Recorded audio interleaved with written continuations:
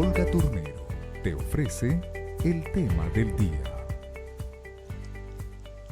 Y bueno, hoy vamos a hablar, o voy a hablar con ustedes, de un tema que tiene una vigencia desde hace muchísimos años, que es el tema del migrante.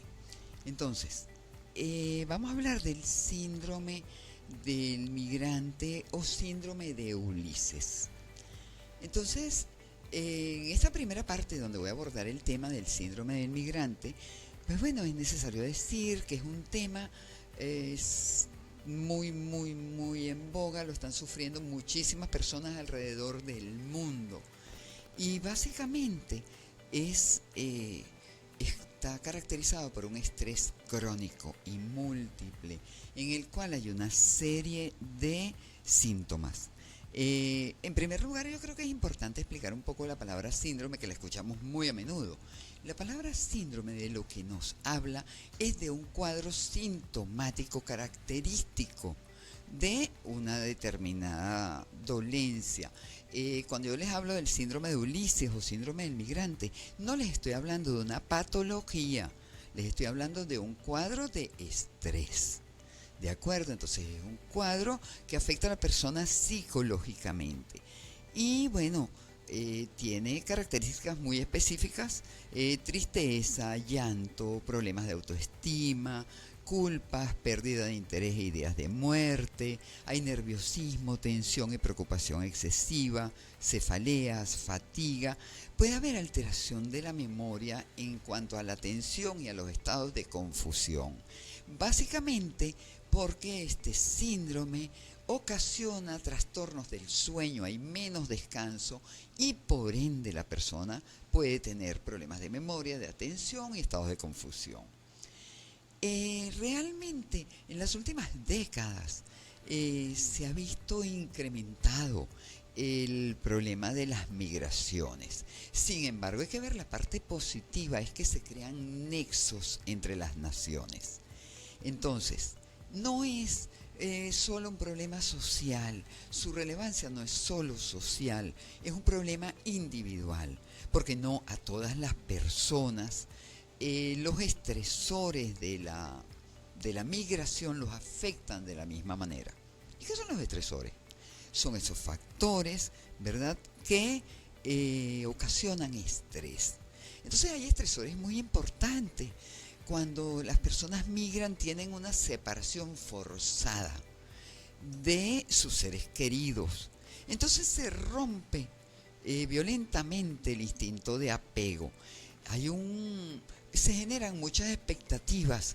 Creo que todas las personas que migran tienen la idea del triunfo, de hacer una vida nueva, de tener mejor calidad de vida.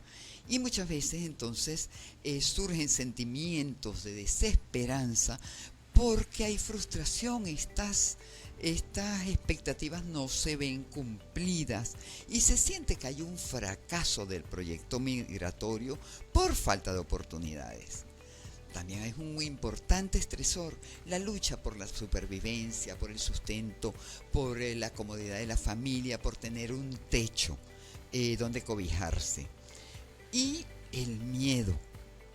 Muchos migrantes están sometidos a situaciones de miedo, de pánico, diría yo, cuando tienen que salir en pateras o tienen que de alguna manera cruzar fronteras de manera ilegal.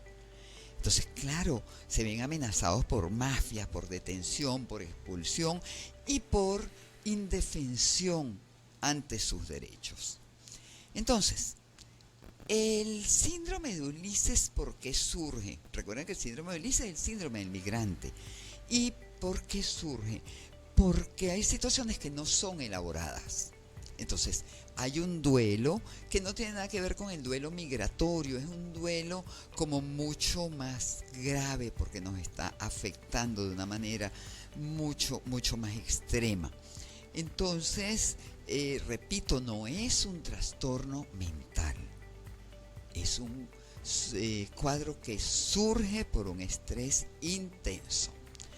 Entonces, claro, vamos a ver cuáles son los síntomas. de este cuadro. Tenemos sintomatología depresiva. Se destaca por la tristeza que se incrementa si la persona percibe un fracaso. Entonces también se señala en esta área el llanto, la culpa y las ideas de muerte en algunos casos. También hay sintomatología de ansiedad. Entre los síntomas más comunes está la presencia de preocupaciones continuas, irritabilidad y nerviosismo. Asimismo, como dije anteriormente, se ve comprometida el área del sueño y favorece la aparición posible de insomnio. En cuanto a la somatización, hay dos síntomas en esta área que son muy importantes. En primer lugar, las cefaleas. Los estudios dicen que alrededor de un 76-77% de los migrantes sufren de cefalea. Y la fatiga. La fatiga, recuerden que puede venir por problemas alimenticios o puede venir también por la falta de sueño. ¿Qué hacer cuando sentimos que tenemos esta sintomatología asociada al síndrome del migrante? Pues debemos acudir y solicitar ayuda de terapia. Está demostrado que las terapias psicosociales funcionan muy bien. Las terapias cognitivo-conductuales ayudan a la persona a reorganizar no solo su vida emocional, sino su vida social.